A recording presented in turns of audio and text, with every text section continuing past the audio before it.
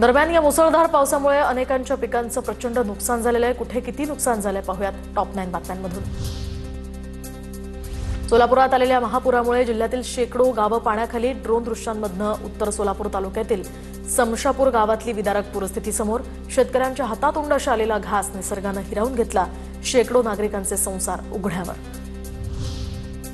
पुरामुळे झालेलं नुकसान पाहून सोलापूरच्या उंदर गावातील शेतकऱ्याला अश्रू अनावर। 3 हेक्टरवरील ऊस मका पीक अजूनही पाण्याखाली।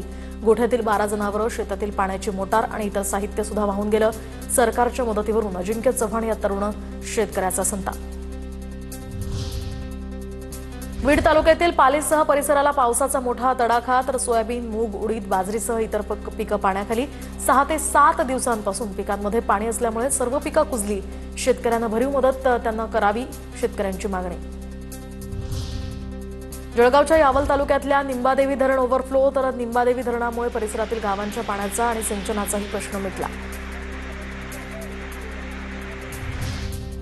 मराठवाड्यातील अतिवृष्टीमुळे नांदेडमध्ये गोदावरी नदीला पूर। तर 25 वर्षात प्रथमच विष्णुपुरी बंधाऱ्याचे 18 पैकी 16 दरवाजे उघडावे लागले। गोदावरी नदी पात्रात 2,77,000 क्युसेकनं विसर्ग सुरू। गोदावरी नदीच्या भीषण पुराची ड्रोन दृश्य समोर। गोदावरीच्या उपनद्यांना सुद्धा महापूर। पुरामुळे लाखो हेक्टर शेतीचं नुकसान। जिकडे नजर जाईल तिकडे पाणीच पाणी अशी अवस्था।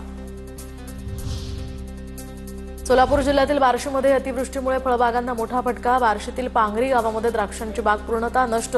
द्राक्ष बागेची फळधारणा सुद्धा खुंटली। शेतकरी हवालदिल। बार्शीमध्ये अतिवृष्टीमुळे कांदा पीकही मातीमोल। पांगरी गावामध्ये कांद्याचं पीक गुडघाभर पाणी। तर शेतकऱ्यांमध्ये आता भयंकर परिस्थिती। त्यांचे डोळे सरकारच्या मदतीकडे।